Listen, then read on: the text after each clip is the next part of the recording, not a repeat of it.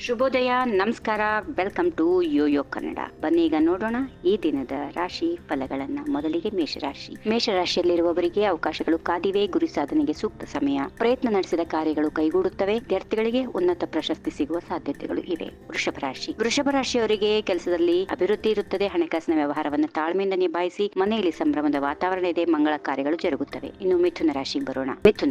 ಮಿಥುನ ರಾಶಿಯಲ್ಲಿರುವವರಿಗೆ ಮನೆಯಲ್ಲಿ ಅಸಮಾಧಾನ ಇರುತ್ತದೆ. ಕೂಡಿಟ್ಟ ಹಣ ಹಾನಿಯಾಗುವ ಸಂಭವ. ಅಣ್ಣ ತಮ್ಮಂದಿರಲ್ಲಿ ಸಹಕಾರ ಅತ್ಯಂತ ಅವಶ್ಯಕ. ತೋಟಗಾರಿಕಾ ಫಲಪ್ರದವಾಗುತ್ತದೆ. ವ್ಯಾಪಾರ ವೃದ್ಧಿಯಾಗುವುದು. ಕಟಕ ರಾಶಿ. ಅಗೌರವ ಆಗುವ ಸಂಭವ ಇರೋದ್ರಿಂದ ಸೂಕ್ಷ್ಮವಾಗಿರೋದು ಉತ್ತಮ. ಅನಪೇಕ್ಷಿತರಿಗೆ ಉಪಕಾರ ಮಾಡೋದು ಸರಿಯಲ್ಲ. ಮಕ್ಕಳ ಚಿಂತೆ ಇದೆ. ವಧುವರರಿಗೆ ಮದುವೆ ಯೋಗ ಕೂಡಿ ಬರುತ್ತೆ. ಸಿಂಹರಾಶಿಯವರಿಗೆ ಮುಲಾಜಿಲ್ಲದ ಧೋರಣೆಯಿಂದ ವ್ಯವಹಾರದಲ್ಲಿ ನಷ್ಟ ಸಾಧ್ಯತೆ. ಗಂಭೀರವಾದ ಪ್ರಮಾದವನ್ನು ಸಮರ್ಥಿಸುವುದರಿಂದ ಅಪವಾದಕ್ಕೆ ಗುರಿಯಾಗುವ ಸಾಧ್ಯತೆ. ಹಿರಿಯರ ಸಲಹೆ ಪಡೆದುಕೊಳ್ಳಿ.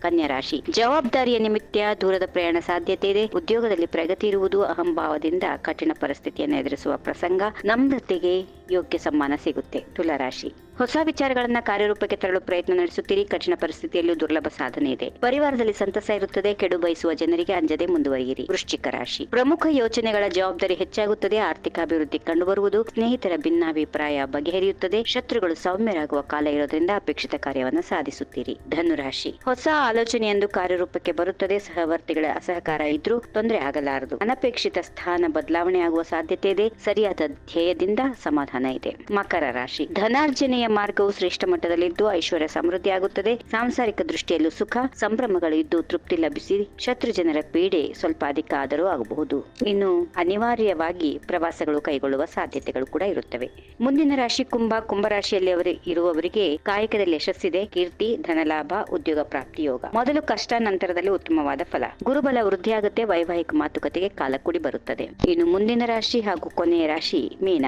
ಮಹತ್ತರ ಯೋಚನೆಗಳು ಕಾರ್ಯಗತವಾಗಲು ಪ್ರಾಜ್ಞರ ಮಾರ್ಗದರ್ಶನ. ಜೀವನದ ಏಳಿಗೆಗೆ ಚಿಂತನೆ. ಕೆಲಸದ ನಡುವೆ ಮತ್ತೊಂದು ಕಾರ್ಯವಹಿಸಲು ಚೈತನ್ಯ. ಮಹಿಳೆಯರು ಪಶ್ಚಾತ್ತಾಪಕ್ಕೆ ಅವಕಾಶ ಇಲ್ಲದಂತೆ ನಡೆದುಕೊಳ್ಳೋದು ಉತ್ತಮ. ಹೀಗಿವೆ ಈ ದಿನದ ರಾಶಿ ಫಲಗಳು. ಸರ್ವರಿಗೆ ಶುಭವಾಗಲಿ. ಶುಭ ದಿನ. ನಮಸ್ಕಾರ.